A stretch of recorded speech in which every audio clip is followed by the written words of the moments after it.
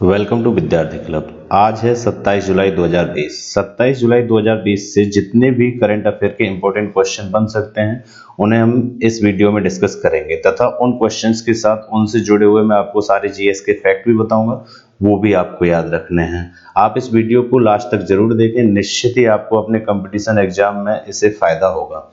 इसकी आप जो हम पीडीएफ करंट अफेयर पढ़ा रहे हैं इसकी आप पीडीएफ भी हमारे डिस्क्रिप्शन में दी हुई है, उसे भी आप डाउनलोड कर सकते हैं। तो चलिए स्टार्ट करते हैं। क्वेश्चन फर्स्ट आज का, प्रतिवर्ष राष्ट्रीय कारगिल विजय दिवस किस दिन मनाया जाता है? तो प्रतिवर्ष राष्ट्रीय कारगिल दिवस मनाया जाता है 26 जुलाई को, यानी कि ऑप्शन नंबर हमारा डी सही आंसर है। तो 26 जुलाई को राष्ट्रीय कारगिल दिवस क्यों मनाया जाता है? क्योंकि इस दिन क्या हुआ था, भारत की लड़ाई हुई थी 1999 में, यानी कि 1999 में लड़ाई हुई थी, कारगिल युद्ध हुआ था। कारगिल युद्ध भारत ने जीता था, इसीलिए कारगिल विजय दिवस कब मनाया जाता है? 26 जुलाई को। कब जीता था? 26 जुलाई 1999। इस दिन क्या हुआ था? ऑपरेशन विजय हुआ था। ऑपरेशन विजय के तहत क्या किया गया था कि 2 लाख सैनिक भेजे गए थे भारत सरकार के द्वारा, जिसे इसे जीता गया था। इसे ऑपरेशन बद्र के नाम से भी जाना जाता है, क्योंकि भारत और पाकिस्तान के बीच फरवरी 1999 में कश्मीर शांति के लिए लाहौर समझौता हुआ था। उसी दौरान घुसपैठिए भारत सीमा में प्रवेश कर गए थे, इसलिए उस घुसपैठ के कार्य को ऑपरेशन बद्र नाम दिया गया था। तो इतना आपको पता होना चाहिए। प्लस कुछ चीजें मैं आपको और इसमें बता देता हूँ। कारगिल युद्ध जो चला था वो पूरे 60 दिन चला था। 26 जुलाई 1999 को ये पूरा हुआ था, भारत ने जीता था। भारतीय सेना के इसमें 527 जवान शहीद हो गए थे। तो इस तरीके से आपको इसके बारे में इतना आपको पता होना चाहिए। नेक्स्ट क्वेश्चन देखते हैं। अच्छा, एक बात और, जितने भी जुलाई के दिवस मनाए गए हैं उन्हें आप कमेंट बॉक्स में जरूर लिखा करें सीरियल क्रम से। 1 जुलाई से लेके अब तक जुलाई में जितने भी दिवस मनाए गए हैं वो सब आपको कमेंट बॉक्स में लिखने हैं। लिखेंगे तो आपको वो चीजें हमेशा क्या रहेंगी? याद रहेंगी। नेक्स्ट क्वेश्चन, हाल ही में किस मंत्रालय के द्वारा कुम्हार सशक्तिकरण योजना के तहत 100 बिजली से मिट्टी के बर्तन बनाने वाली मशीन बांटी गई है? तो 100 बिजली से मिट्टी के बर्तन बनाने वाली जो मशीन बांटी गई है वो बांटी गई है गृह मंत्रालय के द्वारा। किसके द्वारा? गृह मंत्रालय, यानी कि ऑप्शन नंबर हमारा कौन सा सही है? बी इसका सही आंसर है। तो गृह मंत्रालय के द्वारा हाल ही में क्या किया गया है? तो कुम्हार सशक्तिकरण, यानी कि कुम्हारों को सशक्त बनाने के लिए, उनकी रूपरेखा तैयार करने के लिए, उनको बढ़ावा देने के लिए इसके द्वारा एक योजना चलाई गई है और इसमें 100 बिजली से मिट्टी के बर्तन बनाने वाली क्या चलाई गई है? मशीन बांटी गई है। किसके द्वारा? गृह मंत्रालय के द्वारा। अब गृह मंत्रालय के द्वारा बांटी गई है तो गृह मंत्रालय के जो मंत्री हैं वो आपको पता होना चाहिए। तो गृह मंत्रालय के एट टाइम पर मंत्री कौन है? अमित शाह। तो इसके तहत अगर हम बात करें तो अगर मंत्री की बात आई कैबिनेट मिनिस्टर की, तो देखिए फिर से कैबिनेट मिनिस्टर की चर्चा करते हैं। लास्ट टाइम पे हमने 15 तक कैबिनेट मिनिस्टर हमने पढ़ लिए थे। अभी का कैबिनेट मिनिस्टर कौन है? श्री अमित शाह, जिसे हम गृह मंत्री की चर्चा कर रहे हैं। इसके बाद 5 और कंटिन्यू अगर आगे करें तो आप मेरे साथ साथ बोला कीजिए, जिससे आपको ये याद हो जाए। इस समय प्रेजेंट टाइम पे पर्यावरण, वन एवं जलवायु परिवर्तन एवं सूचना एवं प्रसारण मंत्री कौन है? प्रकाश जावड़ेकर। इसके बाद रेल एवं वाणिज्य एवं उद्योग मंत्री कौन है? पीयूष गोयल। पेट्रोलियम एवं प्राकृतिक गैस और इस्पात मंत्री कौन है? धर्मेंद्र प्रधान। अल्पसंख्यक कार्य मंत्री कौन है? श्री मुख्तार अब्बासी नकवी। संसदीय कार्य, कोयला और खान मंत्री कौन है? श्री प्रहलाद जोशी। तो हर बार हम 5 डिस्कस करते हैं, तो ये आपको हमेशा के लिए याद बनाए रखने हैं। तो कुम्हार सशक्तिकरण योजना जो चलाई गई है वो गृह मंत्रालय के द्वारा चलाई गई है और ये कई राज्यों में बांटे गए हैं। ठीक है, चलिए नेक्स्ट क्वेश्चन देखते हैं। नेक्स्ट क्वेश्चन है आपका, खेलो इंडिया यूथ गेम 2021 किस भारतीय राज्य के द्वारा संचालित करने की घोषणा की गई है? तो 2021 में जो खेलो इंडिया यूथ गेम होने हैं वो कहाँ होने हैं इसकी घोषणा कर दी गई है। तो ये होने हैं हरियाणा में, यानी कि ऑप्शन नंबर हमारा कौन सा सही है? C answer. तो हरियाणा में होने हैं क्या? तो Khelo India youth game. Khelo India youth game का ये 4था संस्करण होगा जो कि हरियाणा में आयोजित किया जाएगा। इसकी जो घोषणा की है हाल ही में वो हमारे जो खेल मंत्री हैं प्रेजेंट टाइम के, किरण रिजिजू, उन्होंने इसको क्या किया है? अनाउंस किया है। 4था एडिशन होगा ये यूथ गेम्स का। कहाँ पे होगा ये? हरियाणा में होगा। और इस बात की पुष्टि किसने की है, तो हरियाणा के चीफ मिनिस्टर मनोहर लाल ने। अब बात आई अगर हरियाणा की, तो देखिए मैप में मैं आपको हरियाणा दिखाता हूँ। ये है हरियाणा, किन किन राज्यों से सटा हुआ है, तो इधर पंजाब है, इधर आपका राजस्थान है, इधर उत्तर प्रदेश है, और इधर आपका हिमाचल प्रदेश है, और इधर आपका उत्तराखंड, और यहाँ पे क्या है, दिल्ली है। तो ये हरियाणा जो इन राज्यों से क्या हुआ है, घिरा हुआ है। हरियाणा के बारे में आपको इतनी चीजें तो पता होनी चाहिए, प्लस इसमें जो लोकसभा सीटें वो 10 हैं, राज्यसभा सीटें 5 हैं, विधानसभा सीटें कितनी है, 90 सीटें भी आपको याद होनी चाहिए।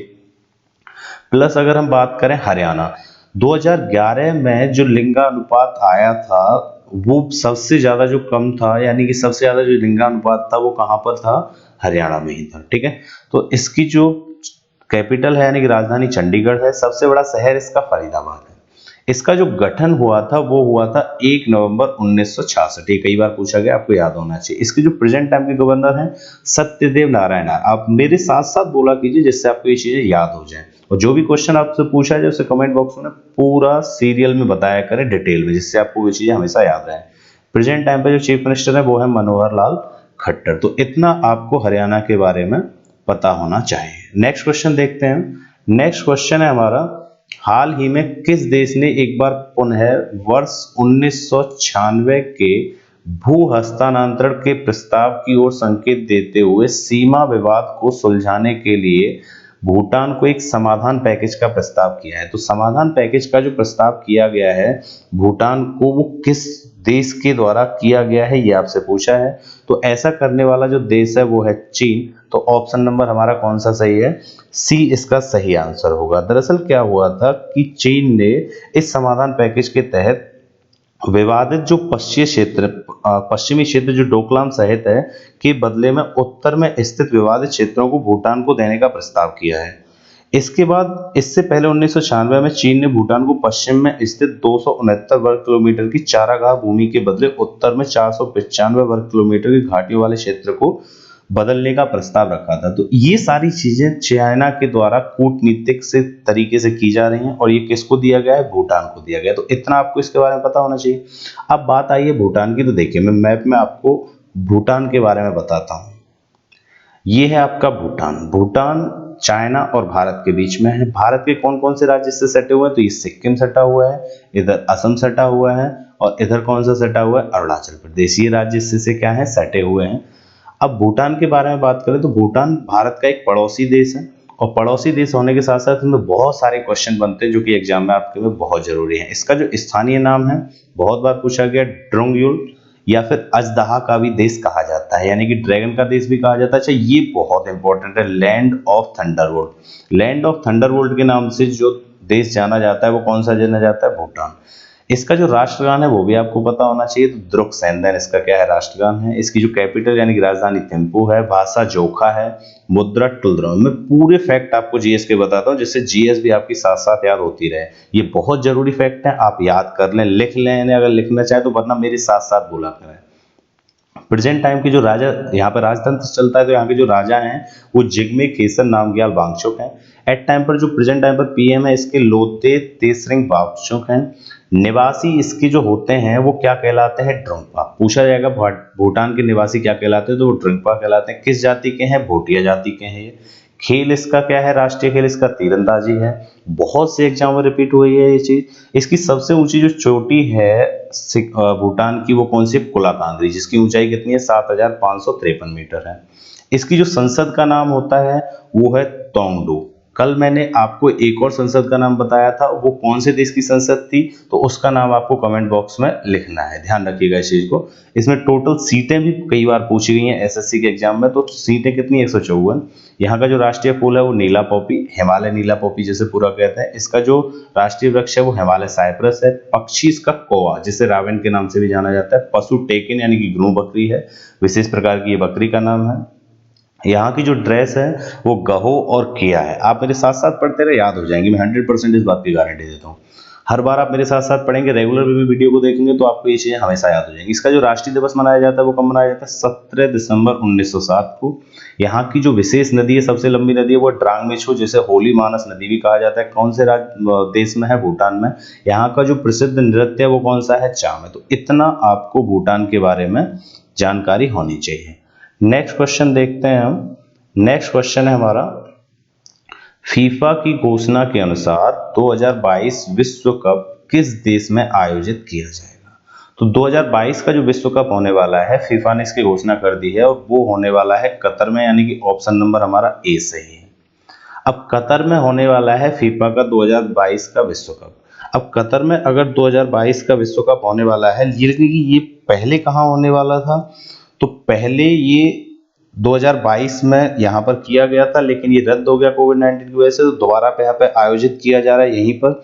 ये पहला विश्व कप होगा जो किसी मुस्लिम बहुदेश में होगा, प्लस 32 टीम इसमें शामिल होती हैं, लेकिन 2026 में जो टूर्नामेंट स्टार्ट होगा वहां से 48 टीम मतलब 48 टीम प्रतिभागी होंगी इसकी। तो ये एक अंतिम विश्व कप होगा जिसमें 32 टीमें क्या होंगी, शामिल होंगी। कहाँ पे होगा? ये कतर में होगा। अब देखिए, बात अगर कतर की आई है तो मैं आपको कतर के बारे में मैप में दिखा देता हूँ। कतर की अगर हम बात करें तो देखिए, कतर आपका, एक मिनट, अच्छा कतर का मैप शायद नहीं है, तो कतर के मैप को फिर देखेंगे कभी, फिर अगर बात आएगी तो फिर कभी कतर का मैप देखेंगे। नेक्स्ट क्वेश्चन देखते हैं फिलहाल। हाल ही में वैश्विक वन संसाधन मूल्यांकन के अनुसार पिछले 10 वर्ष के आधार पर वनों की बढ़ोतरी में भारत को कौन सा स्थान 10 देशों में प्राप्त हुआ है? तो दरअसल क्या किया गया है, वैश्विक वन संसाधन मूल्यांकन के अनुसार अभी हाल ही में 10 देशों की एक लिस्ट निकाली गई है जिसमें भारत को तीसरा स्थान प्राप्त हुआ है, यानी कि ऑप्शन नंबर हमारा कौन सा सही है? तीसरा सही है। यानी कि क्या किया गया है कि जो वन संसाधन मूल्यांकन है उसने पिछले 10 वर्ष यानी कि 2010 से लेके 2020 तक का पूरा रिकॉर्ड निकाला है, और उस रिकॉर्ड के अनुसार क्या किया गया है कि जो रिपोर्ट रखी गई है कि भारत में कितने प्रतिशत वनों की क्या हुई है, वृद्धि हुई है, और फिर और देशों में कितने कितने की वृद्धि हुई है। तो सबसे ज्यादा जो वृद्धि हुई है वो चाइना में हुई है, दूसरे नंबर पर ऑस्ट्रेलिया में, और तीसरे नंबर पर कहाँ पे हुई है? ये भारत में। तो इतना आपको इसके बारे में पता होना चाहिए। तो नेक्स्ट क्वेश्चन देखते हैं। भारतीय केंद्रीय जल आयोग द्वारा बताए गए अनुसार 2019 की अपेक्षा भारत में कितने प्रतिशत जल की वृद्धि भारतीय जलाशयों में हुई है? तो क्या किया जाता है, मैं इसका आंसर पहले आपको बता देता हूं। तो इसका आंसर 155%, यानी कि ऑप्शन नंबर बी सही है। तो 155%, मतलब क्या हुआ है कि 2019 में जो जल का संरक्षण किया जाता था किसके द्वारा, जो जलाशयों में, जैसे नदियों के जो बेसिन रहते हैं, नदियों के बेसिन में पानी को इकट्ठा किया जाता है, जो बारिश का पानी होता है बांध बनाकर। अब वो उसमें जो वृद्धि हुई है 2019 की अपेक्षा, वो कब कितनी हुई है? 155% हुई है। बहुत जरूरी क्वेश्चन है। और सबसे ज्यादा जो वृद्धि हुई है वो किस नदी में हुई है, तो वो भी आपको पता होना चाहिए। तो वो जो नदी है जिसमें सबसे ज्यादा हुआ है वो है हमारी साबरमती। कौन सी नदी है? साबरमती के बेसिन में सबसे ज्यादा जल का क्या किया गया है? संरक्षण किया गया है। तो इतना आपको इसके बारे में पता होना चाहिए। केंद्रीय जल आयोग द्वारा हाल ही में ये रिपोर्ट पेश की गई है और इसमें इतने प्रतिशत की क्या हुई है? वृद्धि हुई है। नेक्स्ट क्वेश्चन है हमारा, वित्त मंत्रालय द्वारा चलाई जा रही स्वामी योजना में डब्लू का क्या अर्थ है? तो वित्त मंत्रालय के द्वारा क्या किया जा रहा है, एक स्वामी योजना चलाई जा रही है, और स्वामी योजना में आपसे डब्लू की, इस तरह के क्वेश्चन बहुत ज्यादा पूछे जाते हैं एग्जाम में, क्योंकि इसकी फुल फॉर्म जब तक आप नहीं पता होगी तो आप डब्लू की मतलब नहीं बता सकते कि यहाँ पे डब्लू का अर्थ क्या है। तो देखिए, इसका जो अर्थ है फिलहाल मैं बता देता हूँ। तो विंडो है, यानी कि ऑप्शन नंबर हमारा बी सही है। तो वित्त मंत्रालय द्वारा एक योजना चलाई जा रही है, स्वामी योजना। अब स्वामी का मतलब क्या होता है, तो इसकी फुल फॉर्म मैं आपको बता देता हूँ। Special window for affordable and mid income housing. मैं दोबारा रिपीट करता हूँ, special window for affordable and mid income housing. इस योजना के तहत, स्वामी योजना के तहत क्या किया जा रहा है कि 81 प्रोजेक्ट हैं जो पर काम चल रहा है 8,767 करोड़ के लिए। ये क्या किया जाएगा, जो कंस्ट्रक्शंस के काम है, जो हाउसिंग प्रोजेक्ट हैं, जो रजिस्ट्रेड अफोर्डेबल प्रोजेक्ट हैं, उनके लिए क्या करता है? फंडिंग करता है। तो इसके द्वारा उनको बढ़ावा दिया जाता है। तो स्वामी की आपको फुल फॉर्म पता होना चाहिए। अब अगर बात वित्त मंत्रालय का है, तो वित्त मंत्रालय के जो मंत्री हैं वो आपको पता होना चाहिए। तो वो कौन है? हमारी निर्मला सीतारमण, जो कि हमारे भारत की पहली क्या है, ये पूर्णकालिक महिला वित्त मंत्री हैं। तो इतना आपको इसके बारे में भी पता होना चाहिए। इसकी फुल फॉर्म बहुत जरूरी है, वो आप याद कर लीजिएगा। नेक्स्ट क्वेश्चन देखते हैं हम। हाल ही में भारत के द्वारा किस देश के साथ संयुक्त प्रौद्योगिकी मूल्यांकन और त्वरित व्यवसायीकरण कार्यक्रम लॉन्च किया गया है? तो संयुक्त प्रौद्योगिकी मूल्यांकन और त्वरित व्यवसायिक कार्यक्रम जो लॉन्च किया गया है वो किया गया है भारत और रूस के बीच में, यानी कि ऑप्शन नंबर हमारा बी आंसर इसका सही है। तो रूस में क्या किया गया है, संयुक्त रूप से जो टेक्नोलॉजी के क्षेत्र में, यानी कि टेक्नोलॉजी जो असेसमेंट है हमारा प्लस तुरंत, तुरंत का मतलब होता है तुरंत, व्यवसायीकरण मतलब व्यवसाय, तो कार्यक्रम चलाया जा रहा है, लॉन्च किया गया है किसके और बीच में, भारत और रूस के बीच में। क्या किया जाएगा, भारत और रूस अपनी टेक्नोलॉजी का आदान प्रदान करेंगे, एक दूसरे की सहायता करेंगे, जिससे कि दोनों देश आगे प्रोग्रेस कर सकें। तो ये आपको पता होना चाहिए कि हाल ही में भारत के किस देश के द्वारा संयुक्त प्रौद्योगिकी मूल्यांकन और त्वरित व्यवसायीकरण कार्यक्रम लॉन्च किया गया है। तो अब बात रूस की है, तो देखिए रूस में मैं आपको मैप में दिखाता हूँ, ये रूस है आपका, ये एशिया महाद्वीप का एक देश है। क्षेत्रफल की दृष्टि से विश्व का सबसे बड़ा जो देश है वो कौन सा है, रूस है। इसकी राजधानी मॉस्को है, मॉस्को पड़ती है ये यूरोप में, क्योंकि ये आधा यूरोप में पड़ता है आधा एशिया में। यूरोप और एशिया को जो अलग करता है वो यूराल पर्वत अलग करता है यहाँ से। ये पूरा साइबेरिया क्षेत्र है हमारा इसका, क्योंकि ये सबसे बड़ा देश है क्षेत्रफल की दृष्टि से। सबसे बड़ा जो नगर है इसका मॉस्को ही है। इसकी जो राजभाषा है वो रूसी है। प्रेजेंट टाइम पे जो प्रेसिडेंट यानी कि राष्ट्रपति हैं वो बहुत जरूरी है, व्लादिमीर पुतिन है। प्रधानमंत्री दिमित्री मेदवेदेव है। इसकी जो विधानमंडल है उसे क्या कहा जाता है, संघीय परिषद। उच्च सदन को संघीय परिषद, निम्न सदन को सीनेट डूमा। ये बहुत इंपॉर्टेंट है कि इसकी निम्न सदन को किस नाम से जाना जाता है, तो ड्यूमा नाम से इसे जाना जाता है। क्षेत्रफल की दृष्टि से पहले स्थान पर है, जबकि जनसंख्या की दृष्टि से 7वें स्थान पर है। इसकी जो मुद्रा है वो क्या है, रूबल है। तो इतना आपको रूस के बारे में भी पता होना चाहिए। नेक्स्ट क्वेश्चन देखते हैं हम। हाल ही में अमेरिका के द्वारा अमेरिका के शहर ह्यूस्टन किस देश के वाणिज्य दूतावास को बंद कर दिया गया, यानी कि अमेरिका का शहर है ह्यूस्टन, उसमें किस देश के वाणिज्य दूतावास को बंद कर दिया। तो वाणिज्य दूतावास जो बंद हो गया है वो हो गया चीन का, यानी कि ऑप्शन नंबर हमारा कौन सा सही है, सी इसका सही आंसर होगा। तो चीन का वाणिज्य दूतावास बंद कर दिया किसने, अमेरिका ने। क्यों कर दिया है, क्योंकि आपको पता है हाल ही में कोविड-19 की जो चर्चा हो रही है, अमेरिका बार बार आरोप लगाता रहा है किसके ऊपर, चीन के ऊपर, कि कोविड-19 का फैलाने का सबसे बड़ा कारण कौन सा है, चीन है। तो इसीलिए हाल ही में अमेरिका ने चीन का जो ह्यूस्टन शहर में उसका वाणिज्य दूतावास है उसे क्या कर दिया, बंद कर दिया। लेकिन अभी भी चीन के वहां पर 4 दूतावास चल रहे हैं, क्योंकि कोई भी देश ऐसे डायरेक्ट दूतावास बंद नहीं कर सकता, उसके कुछ कारण रहते हैं, कूटनीतिक कारण रहते हैं, तो इसीलिए इसे बंद कर दिया गया। अब बात अगर देखिए चीन की आई है, तो चीन के बारे में आपको मैप में दिखा देता हूं। तो चीन की अगर बात करें तो ये आपका चीन है, ये भी एक एशिया महाद्वीप का देश है, विश्व का जनसंख्या की दृष्टि से सबसे बड़ा देश है ये, ठीक है। इसकी जो कैपिटल है, राजधानी, वो बीजिंग है। सबसे बड़ा नगर इसका संघाई है। कैपिटल बीजिंग है लेकिन सबसे बड़ा नगर कौन सा है, संघाई। इसकी जो भाषा है मंदारिन, वो विश्व में सबसे ज्यादा लोगों के द्वारा बोली जाती है। प्रेजेंट टाइम पर जो इसके प्रेसिडेंट है राष्ट्रपति शी जिनपिंग है। जहाँ की जो ये जो देश है वो एक कम्युनिस्ट देश है, यानी कि साम्यवादी देश है। इसकी जो प्रेजेंट टाइम के पीएम है ली कचियांग है। इसकी जो मुद्रा करेंसी इसकी रेनमिनबी या युआन है, ये आपको बहुत जरूरी है, कई बार पूछा जाता है। इसकी संसद का नाम क्या है, नेशनल पीपल्स ऑफ कांग्रेस। दुनिया की सबसे बड़ी संसद, किसकी संसद, चीन की संसद। नाम क्या है, नेशनल पीपल्स ऑफ कांग्रेस, याद होना चाहिए। इसका जो ताइवान एक इसका हिस्सा है वो किस द्वीप पर पड़ता है, तो वो फार्मोसा द्वीप पर पड़ता है। इसका जो स्थानीय नाम है चाइना का वो चंगक्यू है। इसका जो पशु है वो कौन सा है, ड्रैगन है। राष्ट्रीय जो पशु है इसका वो कौन सा है, ड्रैगन है। जबकि इसका जो पक्षी है, राष्ट्रीय पक्षी, वो कौन सा है, रेड क्रेन और पीजेंट, दो हैं, रेड क्रेन और पीजेंट। इसकी जो सबसे बड़ी झील है वो चिंगही है, इसे कोकोनूर के नाम से भी जाना जाता है। ये खारे पानी की झील है, इसकी जो सबसे बड़ी झील है। अच्छा, ये बहुत जरूरी क्वेश्चन है, फैक्ट है इसका। खेल क्या है, टेबल टेनिस, और इसका जो स्थानीय नाम है वो क्या है, पिंग पोंग। इसकी जो सबसे लंबी नदी है, या एशिया महाद्वीप की सबसे लंबी नदी है, वो कौन सी है, यांगत्से है, जो कि पीले सागर में जाके गिरती है। और ये किस महाद्वीप का देश है, एशिया महाद्वीप का ये देश है। तो इतना आपको चाइना के बारे में पता होना चाहिए। तो ये बात थी चाइना की। नेक्स्ट क्वेश्चन देखते हैं हम।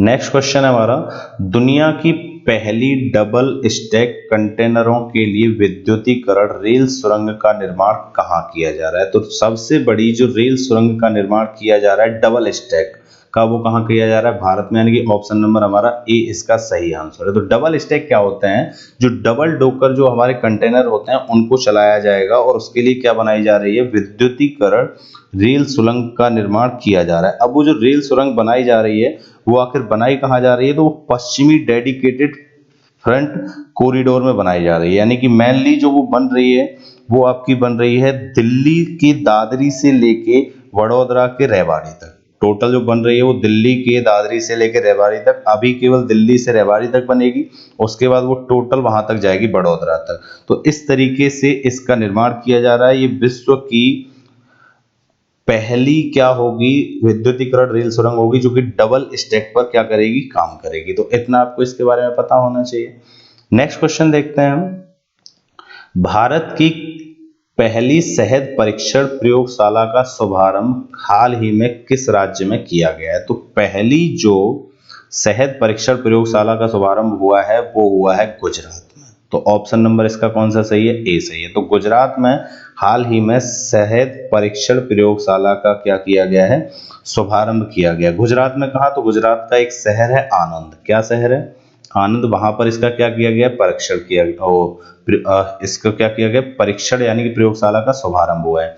इसके तहत किया क्या जाएगा? तो इसके तहत भारत में मीठी क्रांति लाने के लिए, यानी कि उनकी जो आय है, जो खेती करते हैं इसकी, वो उनकी दुगनी आय करने के लिए भारत सरकार के लिए क्या होगी, एक सहायक काम होगी। अच्छा, इसका काम जो किया है वो किस किस ने किया है मिलकर? तो राष्ट्रीय मधुमक्खी बोर्ड यानी कि नेशनल बी बोर्ड यानी कि एनबीबी और राष्ट्रीय डेयरी विकास बोर्ड, दोनों ने मिलकर इसका क्या किया है, शुभारंभ किया है।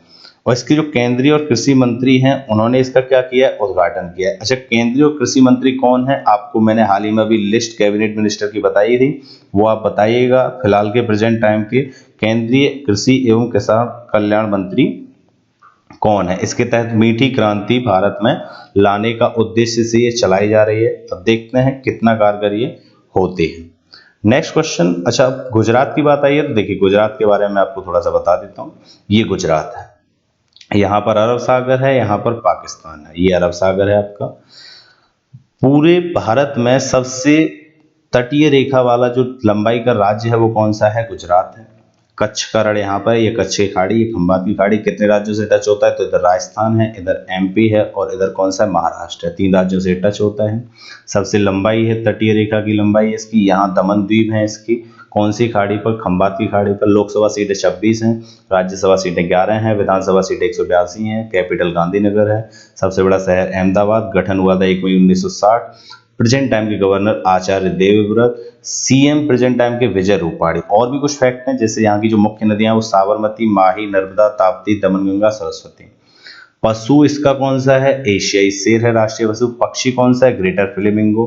वृक्ष आम है। फूल मेरीगोल्ड नेट है। वन एवं राष्ट्रीय उद्यान कौन कौन से यहाँ पर? तो गिर राष्ट्रीय उद्यान, वाइल्ड एस अभ्यारण्य कच्छ, नल सरोवर पक्षी अभ्यारण्य, कृष्ण मृग राष्ट्रीय उद्यान और वेलावदार राष्ट्रीय उद्यान और बसंता राष्ट्रीय उद्यान। तो इतना आपको गुजरात के बारे में पता होना चाहिए। नेक्स्ट क्वेश्चन देखते हैं हम। नेक्स्ट क्वेश्चन है हमारा, हाल ही में भारतीय नौसेना का सबसे बड़ा सौर ऊर्जा संयंत्र किस राज्य में शुरू किया गया है? तो सबसे बड़ा जो सौर ऊर्जा संयंत्र शुरू किया गया है वो केरल में किया गया है, यानी कि ऑप्शन नंबर हमारा कौन सा सही है? बी इसका सही आंसर है। तो सबसे बड़ा जो सौर ऊर्जा पैनल लगाया गया है भारतीय नौसेना का खुद का, वो कहाँ पे लगाया गया है? तो वो केरल में लगाया गया। केरल की कहाँ पर? तो वो लगाया गया एजीमाला में। कहाँ पे लगाया गया? एजीमाला एक हिल है वहां पर, उसी के ऊपर इसे लगाया गया है। वहां की जो केरल की जो भारतीय नौसेना अकादमी है इसका उद्घाटन किया है। कितनी सौर ऊर्जा का जो लक्ष्य रखा है? तो इस पर जो लक्ष्य रखा गया है वो 2022 तक 100 गीगावाट का इस पर लक्ष्य रखा गया है। नेशनल सोलर मिशन के तहत इस पर काम किया जाएगा और किसके साथ मिलकर? केरल की राज्य सरकार के द्वारा मिलकर ये किया जाएगा। अच्छा, बात अगर नौसेना की आई है तो देखिए नौसेना के बारे में मैं आपको थोड़ा सा बता देता हूँ। नौसेना की भारत में जो स्थापना हुई थी वो 1612 ईस्वी में हुई थी, जिसके जनक जो भारत में माने जाते हैं वो माने जाते हैं मराठा सम्राट छत्रपति शिवाजी भोसले को नौसेना का क्या माना जाता है? जनक माना जाता है। इसका जो मुख्यालय है वो कहाँ पर है? दिल्ली में है। इसका जो नौसेना दिवस मनाया जाता है, भारतीय नौसेना दिवस, वो बहुत जरूरी है। तो वो मनाया जाता है कब? 4 दिसंबर को। तो इतना आपको, अच्छा, नौसेना के प्रेजेंट टाइम के जो चीफ हैं वो और आपको पता होना चाहिए। तो प्रेजेंट टाइम के जो अध्यक्ष या चीफ हैं इसके, वो कौन है? तो वो है करमबीर सिंह। तो इतना आपको नौसेना के बारे में पता होना चाहिए। नेक्स्ट क्वेश्चन देखते हैं। हाल ही में भारत से किस देश के लिए पहली कंटेनर ट्रेन सेवा शुरू की गई है? तो पहली कंटेनर ट्रेन जो चलाई गई है वो चलाई गई है कहाँ के लिए? बांग्लादेश के लिए, यानी कि ऑप्शन नंबर हमारा कौन सा सही है? सी सही है। तो भारत और बांग्लादेश के बीच में पहली कंटेनर ट्रेन चली है, तो और ये हाल ही में चलाई गई है, तो इतना आपको इसके बारे में पता होना चाहिए। प्लस मैं आपको ये भी बता देता हूँ कि जो बांग्लादेश का जो स्टेशन है जहां पर ये ट्रेन जाएगी वो है बेनापोल स्टेशन। कौन सा स्टेशन है? बेनापोल, लिख लीजिएगा। बेनापोल स्टेशन पर ये जाएगी बांग्लादेश में, और ये 26 जुलाई को यहाँ से पहुंचाई गई है। कहाँ के लिए? बांग्लादेश के लिए पहुंचाई गई। अगर बांग्लादेश की बात आई, देखिए बांग्लादेश के बारे में आपको बता देता हूँ। यहाँ का जो राष्ट्रगान है आमार सोनार बांग्ला, वो गुरु रविन्द्रनाथ टैगोर ने 1906 में लिखा था। राजधानी ढाका है यहाँ की। राजभाषा यहाँ की बांग्ला है। यहाँ के जो प्रेजेंट टाइम के पीएम है वो कौन है? शेख हसीना। आप मेरे साथ साथ बोले, नहीं याद है तो लिख लें। पीएम इसके शेख हसीना है। प्रेजेंट टाइम के जो राष्ट्रपति हैं वो अब्दुल हामिद हैं। इसकी जो स्वतंत्रता दिवस मनाया जाता है वो मनाया जाता है 26 मार्च 1971 को, जबकि इसका विजय दिवस, दोनों ही बहुत इंपॉर्टेंट है। स्वतंत्रता दिवस 16 दिसंबर 1971 और 26 मार्च 1971, और जिसका जो विजय दिवस है वो 16 दिसंबर 1971 को मनाया जाता है। मुद्रा इसकी टका है। संसद, इसे जातीय संसद कहा जाता है। इसकी संसद को क्या कहा जाता है? जातीय संसद के नाम से जाना जाता है। यहाँ का जो पक्षी है वो मैगपाई रॉबिन है। पशु यहाँ का रॉयल बंगाल टाइगर है। पुष्प यहाँ का वाटर लिली है। वृक्ष आम है। पूरा आप लिख लीजिएगा बारी बारी से। कवि यहाँ के जो राष्ट्रीय कवि हैं पूछे गए हैं वो काजी नजरुल हैं। इसके जो फाउंडर हैं बांग्लादेश के, वो फाउंडर कहा जाता है शेख मुजीबुर रहमान। इसका जो फल है वो कैथल है, और नदी जो है इसकी मुख्य नदी वो कौन सी है? जमुना है। तो इतना आपको इसके बारे में पता होना चाहिए। अच्छा, मैं आपको एक चीज और बता देता हूँ। इसकी जो जातीय संसद में सीटों की संख्या है वो 350 है। कितने हैं? 350। तो इतना आपको बांग्लादेश के बारे में पता होना चाहिए। आप लिख लीजिएगा। जितने भी फैक्ट मैंने बताए हैं सब के सब आपके लिए बहुत ज्यादा जरूरी हैं, जिनको बारे में आपको पता होना चाहिए। तो नेक्स्ट क्वेश्चन देख लेते हैं। नेक्स्ट क्वेश्चन है हमारा लास्ट क्वेश्चन आज का। आरबीआई द्वारा हाल ही में जारी की गई वित्तीय स्थिरता रिपोर्ट के अनुसार मार्च 2020 में बैंकों का एनपीए प्रतिशत कितना रहा है? तो बैंकों का जो एनपीए प्रतिशत रहा है, हाल ही में जो रिपोर्ट जारी की गई है उसमें रखा गया है 8.5%। अब एनपीए क्या होता है? तो देखिए ऑप्शन नंबर तो इसका सी सही है, 8.5% रखा गया। अब एनपीए होता क्या है? तो एनपीए होता है हमारा नॉन एसेट। इसका जो एनपीए रहता है, एनपीए की अगर बात करें तो ये होता है नॉन परफॉर्मिंग एसेट। क्या होता है? नॉन परफॉर्मिंग एसेट, यानी कि बैंक का वह कर्ज जो डूब गया है और जिसे फिर से वापस आने की उम्मीद ना के बराबर होती है, तो उसको जो रखा गया है वो 8.5%, जबकि 2021 तक 12.5% की इसकी क्या है? आशंका है। तो नॉन परफॉर्मिंग एसेट के बारे में आपको पता होना चाहिए। अच्छा, अभी किसने किया है? तो ये किया है आरबीआई ने। तो आरबीआई की जो प्रेजेंट टाइम के जो गवर्नर हैं वो कौन है? तो वो है शक्तिकांत दास। इतना आपको पता होना चाहिए। इसका जो हेडक्वार्टर है वो मुंबई में है। इसकी जो फाउंड जब हुआ था, यानी कि स्थापना हुई थी, वो हुई थी 1 अप्रैल 1935 में। कहां पे हुई थी? कोलकाता में। तो इतना आपको आरबीआई के बारे में पता होना चाहिए। देखिए, मैं आपको लास्ट में, पूरी वीडियो के लास्ट में एक क्वेश्चन पूछूंगा, तो उसका आंसर आपको कमेंट बॉक्स में बताना है और पूरी डिटेल में बताना है। जितना मैंने बताया था डिटेल में ही आपको आंसर करना है। जितना डिटेल में आप लिखेंगे वो आपको याद होगा। क्वेश्चन है आपका कल के लिए, आईपीएल 2020 का आयोजन किस देश में होने वाला है? इसका आंसर आपको कमेंट बॉक्स में बताना है। आप जितना डिटेल में करेंगे, आईपीएल के बारे में जितना डिटेल में बताएंगे, उतना ज्यादा आपको याद रहने की संभावना है कि आईपीएल की शुरुआत कब हुई, सारी चीजें आपको लिखनी है। कौन सा संस्करण होने वाला है यूएई में, कितनी टीमें हिस्सा लेती हैं, सबसे ज्यादा बार किसने पार्टिसिपेट किया और सबसे ज्यादा बार जीता किसने, ये सारी चीजें आपको कमेंट बॉक्स में अच्छे से डिटेल में लिखनी है, जिससे आपको ये चीजें हमारे साथ याद रहें। तो इस वीडियो में इतना ही। अगर आपको हमारी वीडियो अच्छी लगती हो तो आप हमारी वीडियो को शेयर कर लें, और अभी तक चैनल सब्सक्राइब नहीं किया तो चैनल को सब्सक्राइब कर लें, और साथ में बेल आइकन है तो उसे भी प्रेस कर लें, जिससे डेली मॉर्निंग में 5 बजे आपको क्लास का नोटिफिकेशन आ जाए। 5 बजे डेली क्लास कंटिन्यू होती है, तो 5 बजे आप डेली देख सकते हैं। रेगुलर वे में आप वीडियो देखा करें, निश्चित ही आपको सफलता हासिल होगी। Thank you.